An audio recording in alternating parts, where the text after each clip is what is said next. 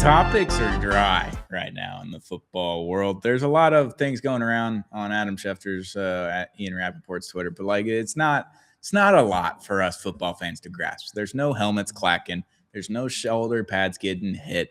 There's not a blue 80, white 80 set out in my ears anytime soon. But we're here. It's Play Action Takes, Paul Media's NFL podcast. I'm your host, Stone Strankman, joined always by Kush Patel. How we doing, brother? We're doing great. Very dry right now. So Some are dry. saying it's drier than the Sahara Desert right now, But we're here. Got some stuff to talk about. I understand the facial expression. But Combine started today. Started today, really? Okay. I was watching spring training today, so I didn't know it started today. Pre-Combine stuff, the Meetings interviews of the and shit. Coaches and GMs and all that stuff going on this morning into this afternoon. And one of the most polarizing topics, post-playoffs, post-Super Bowl, very relevant in the city of Houston right now, C.J. Stroud.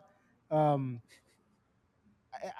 can't believe that the rumor mill was churning into should the Texans trade C.J. Stroud for the past couple weeks. I still can't believe we were talking about it. But breaking news, beep, beep, beep, boop, boop, boop. Shout out to Dez. GM Nick Casario shut down all trade rumors today, said, the trade speculation was, quote, moronic. So he's, calling out the media there. But C.J. Stroud will not be traded. If you have a reaction, what's your reaction to that? My reaction is my GM said that all things are on the table with my quarterback that are under contract. Everything's on the table. The CJ Stroud trade rumor, that was fun for me because as a venting Dolphins fan, I'd like to see Garrett and Noah and they freak out in our group chats, and it's a whole thing, and then they don't freak out and they're like, it's never gonna happen. Or they say trade them. You just never know what you're going to get with those two guys. So it's fun to kind of rage bait them a little bit. But yeah, trading C.J. Stroud, who's still on a rookie contract, by the way, you don't have to sign to an extension just yet. You got time. It was silly all along. The offensive line was horrendous again for the third straight year. You've been to the playoffs all these years, and you can't figure out that you need to go spend on the offensive line. You're about to have to pay Will Anderson $1 bajillion, $47 million a year was the report that I saw last week. There's no need to trade C.J. Stroud right now when he's on a rookie deal, and you got to sign Will Anderson, and you got to probably extend Danielle Hunter, and you probably got to pay some other people. It's fine. Just figure out the offensive line and fire another offensive coordinator. Just keep firing offensive coordinators. See if that works for you, because I think that's the issues. Too much change, not a good offensive line. That's all it seems to be for me. Seems silly. Good for Casario just shutting it down. Just there's no point in talking about this. We'll just nip it in the bud day one. So good for him. Yeah, I mean, in my opinion, I thought, there was no way in hell that, the Texans are going to trade C.J. Stroud at all. I remember seeing, these meme pages on Twitter. That you know how people in the NBA circle, the trade machine, all that stuff. Mm-hmm. People are doing trade machines, trading him to Minnesota was one of them for J.J. McCarthy. I kind of made a funny tweet because I'm a Michigan guy. I mistakenly and stupidly put a lot of stock into J.J. McCarthy this past season. Yeah. So I had to make fun of myself a little bit, But I thought it was just funny. And obviously, C.J. Stroud has been getting memed to death by the internet.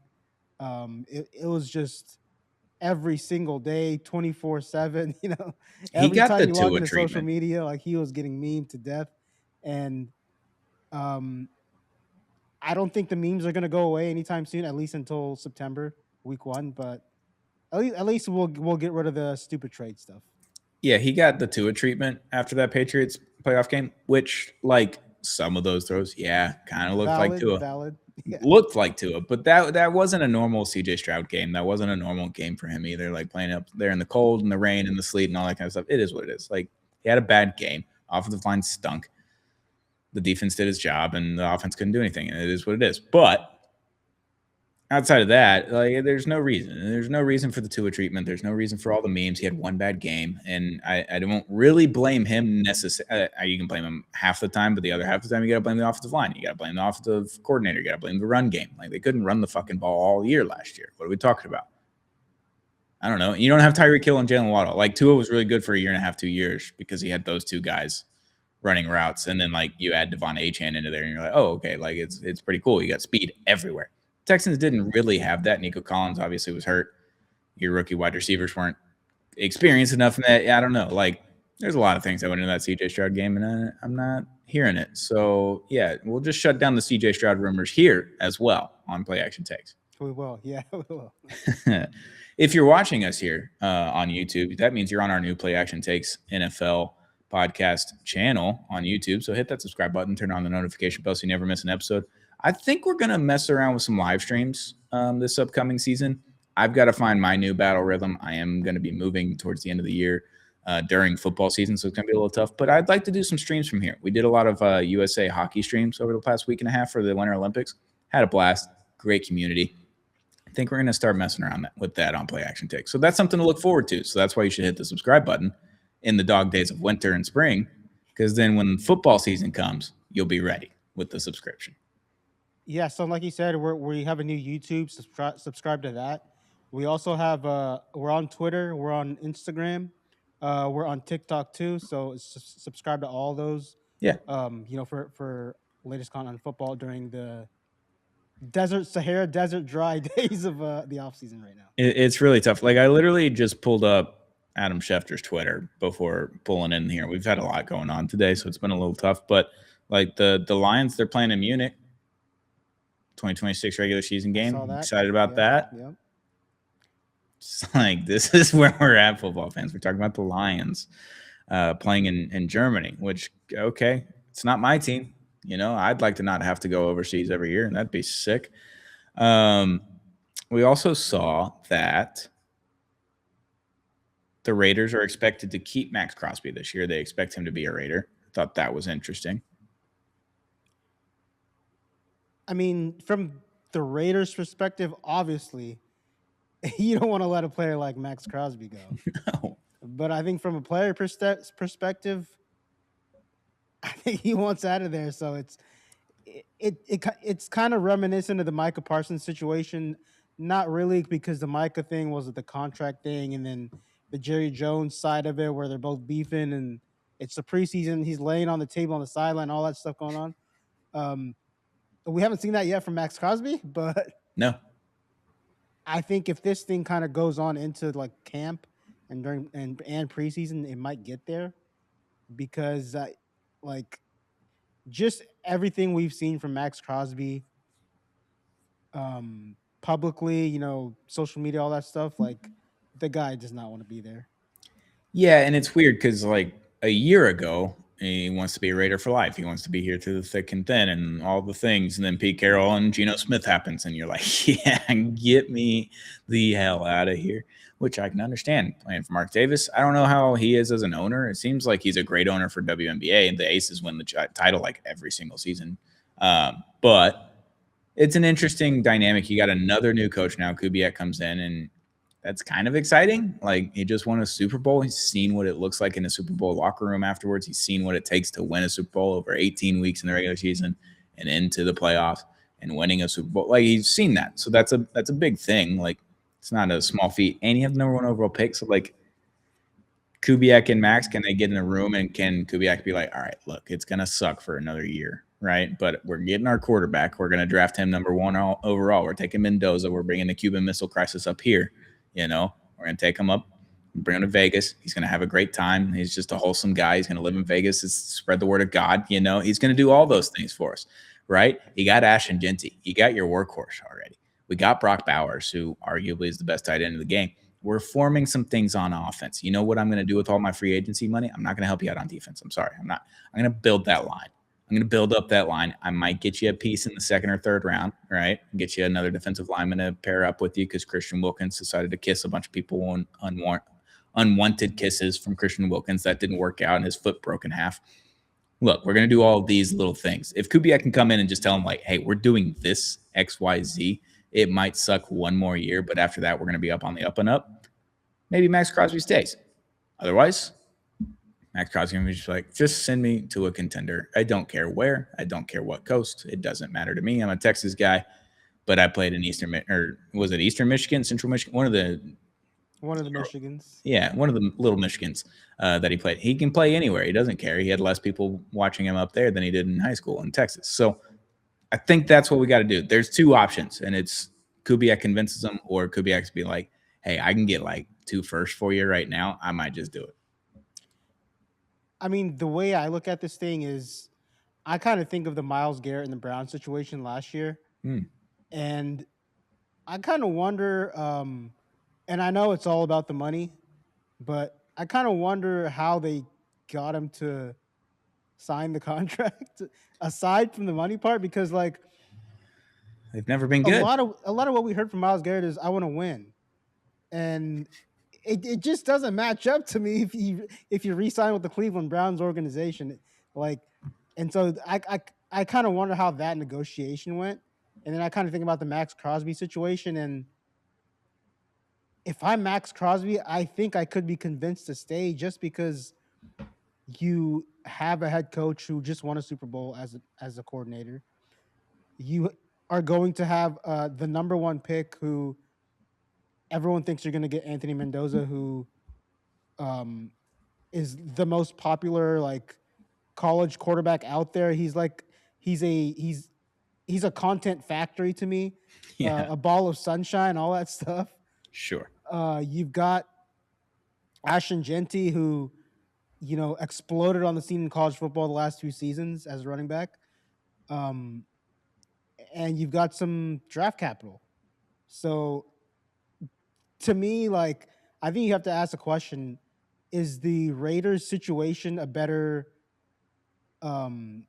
fit that you can convince a player to stay than the Browns is? I don't know. It's like what you said about Myles Garrett. Look at that defense, dude. If they could just win half of the games on offense, they would have been the number one defense by far, scoring all the things. That defense was absolutely nasty. It was Jim Schwartz just dude, just sign a contract. We're gonna be fucking sick. Or was he just that's a lot of money. I'll just take it and force my way out like an NBA player because we know he's really good at basketball. We know he plays a lot of basketball in his spare time. It's I don't know what you do with that. And with Maxx Crosby, what does he want? Does he want to be a Vegas guy? Does he want to be a Raider for life? I don't know what he wants. I think it really does come down to does Kubiak convince him to stay, or does Kubiak come in and be like, look, if I can get 3-4 top 90 picks here for Maxx Crosby, send it in, pal. There's no one else on the defense that I like. So why would I keep 1 out of 11 guys? You're better as a whole than you are with one guy. One guy will make your team jump a good bit, if you put some good pieces in there, but it's a lot of cap. I could just kind of tank out the cap, get a bunch of picks over the next year or two, and then kind of go from there, build with the running back, build with the tight end, build with the quarterback that are all really young, and go from there. I don't know what he wants. So I don't know what Maxx Crosby wants. I don't know what Kubiak wants. So I think that's what it really boils down to. And it is going to be probably one of the bigger offseason topics that we have this year, much like the Micah Parsons and Myles Garrett stuff was last year. Yeah, you just brought up Micah Parsons. It's crazy to think about because, a lot of us were roasting the Cowboys last year for trading Micah Parsons. But when it comes to this Maxx Crosby deal, I feel like that Micah Parsons deal kind of set the precedent for, what the Raiders might do if they do make a trade. So, yeah, you know what you can get for a really good defensive end, a pass rusher at that caliber too. Bradley Chubb went for a first-round pick, and he was he had 1.5 good seasons with the Broncos. Yeah. When he got traded to the Dolphins, he went for a first-round pick. Edge rushers are valuable, and when they're one of the best 5 edge rushers in the game, they're even more valuable. So we'll see what the Raiders do. Kush, I have a mock draft from old Mel Kiper at ESPN pulled up. We're going to run through the first round, and you're going to give me a 1-sentence blurb about each player and pick for each team. Just 1 sentence. Nothing, no in-depth analysis. Just do you agree with it? What do you think? All that kind of stuff. Number 1, obviously the Vegas Raiders taking Mendoza. Content factory. Okay, makes sense to me. Number 2, New York Jets, Caleb Downs. Stud. He is a stud. Shocking to me. Like, why don't we try to build through the lines? I don't know what the lines look like in the draft yet. I haven't done any deep dives, but that's what I would do it to. Arizona Cardinals, David Bailey, outside linebacker, Texas Tech. Safe. Sure. Tennessee Titans, Arvell Reese, linebacker, Ohio State. A lot of Ohio State here. There are a lot of Ohio States in here. Yeah, there's going to be a lot. I don't know. New York Giants. Yeah. Spencer Fano, offensive tackle, Utah. Anchor. Correct pick for me. Yeah. Cleveland Browns, Carnell Tate, wide receiver, Ohio State. Can I use the word stud again? You can do whatever you want, Kush. I just asked you what you wanted to do. Washington Commanders, Sonny Styles. Guess where? Linebacker, Ohio State. Oh, I was thinking Georgia because yeah. Yeah. I can just tell you right now, Mel Kiper, there will not be 4 Ohio State people taken in the top 7. He seems to love his Buckeyes. I guess so. As a Michigan guy, not a huge fan, but Mel Kiper, do your thing, I guess. New Orleans Saints, Mekhi Lemon, wide receiver, USC. I love that pick, actually. Okay. I don't know the Saints roster too much, so that was confusing to me. I'm always built to the lines. I don't know what's going on with Chris Olave is the thing. With his 20th concussion of the year. Right. Yeah, it's tough. He's pretty good, though. He is. Kansas City Chiefs are picking 9th. They're taking Jeremiah Love, running back, Notre Dame. I've seen that a lot, and I don't like it. Not one bit. Doesn't make sense.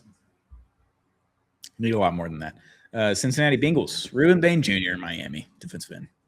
Love that guy. Love him.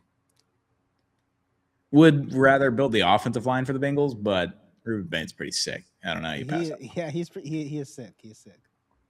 My Miami Dolphins, Francis Moyagawa, offensive tackle, guard, Miami. I do love that pick for you. I do. I do too. I build the lines, baby. Build the lines. Dallas Cowboys. Mansour Delane, cornerback, LSU. I mean, I feel like they kind of have to because that secondary was ass. It was. Yeah. yeah, it was. And if Caleb Downs is here, you take it. Like that's what it is. We've got a trade here from last season. The Atlanta Falcons traded their future first-round pick to the Rams. Rams are now picking 13th via Atlanta. They take Gerard McCoy, corner from Tennessee. I don't know. Because I feel like the Rams were a pretty complete team, so I'm not sure. Right. Where they would even have a need. I feel like wide receiver would be fun. Just to kind of tack onto your strength on offense with Matt Stafford if you're bringing him back, which would bring us to the 14th pick. The Baltimore Ravens taking Jordan Tyson, wide receiver out of Arizona State. I am very intrigued by that pick because Jordan Tyson's a talented wide receiver, and the Ravens have just not been very good at drafting those in a long time. Yeah, Jordan Tyson got absolutely shut down by Kelly Jones, Mississippi State corner, who would have been a first-round pick this year, but decided to come back to school because he's a dog for life, and he can't wait to shut down more wide receivers, so I'm excited about that. Tampa Bay Bucks, C.J. Allen, linebacker, Georgia. Solid. Needed. Yeah. Needed would be my word. New York Jets via Indianapolis because the Colts traded a first-round pick for Sauce Gardner. Peter Woods, defensive tackle, Clemson. Yeah, I like it. Yeah, I think build the lines. I'm always building on the lines. For bad teams, you just start with the line and figure out the weapons later. Inside out, baby. Always inside out. Gotta do it. Detroit Lions, picking 17th here. Zion Young, defensive end out of Missouri. Trenches again. Gotta love the trenches. And their defense kind of stunk with no Aiden Hutchinson the year before when he got hurt, and then he comes back and he's kind of the only guy. You pair him with Aiden Hutchinson, you might have something. So. You might have something going on. Number 18, Minnesota Vikings, Dylan Thieneman, safety, Oregon. or Thieneman. I don't know how you spell it or say it. Intriguing. I think I just really need to do my research on some of these guys. Yeah, I'm kind of looking at position here because this makes sense for the Vikings because you know who their defensive coordinator is? It's Brian Flores. You know what Brian Flores loves? Fucking safeties. He Loves a does, yeah, safety. he does. Loves a safety from Oregon too. Drafted Javon Holland in the second round a few years ago. The COVID draft maybe or a year after that. Harrison Smith is old too for the Vikings, so this makes sense to me. Carolina Panthers 19. Keldrick Falk, defensive end, Auburn. Trenches. We do love the trenches. We do love the Loving the trenches. trenches right now, dude. Loving the trenches. Cowboys via Green Bay here at 20, taking Akeem Mizador, the defensive end, the other side from Miami. That's a home run pick if it happens. At 20, that's kind of crazy. Feel like that's Yeah, kind of crazy that he's there. My second time watching the duo from Miami, the defensive end duo from Miami, was in the national championship.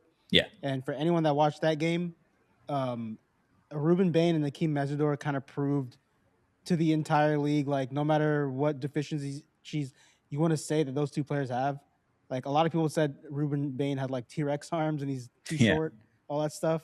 But these guys are studs when it comes to pass rush, man. I agree. Number 21, second quarterback off the board. Pittsburgh Steelers take Ty Simpson, quarterback, Alabama. Interesting. Sure. We'll just keep taking swings here, guys. That's where I'm at with the Steelers. Los Angeles Chargers. Guard, Penn State. I don't know how to say his name. I know which one you're talking about. I'm not going to try to pronounce his name. Ione. Maybe You did a better job than I would have done. Something But like that. I love it. All right. Philadelphia Eagles. Kenyon Sadiq, tight end, Oregon.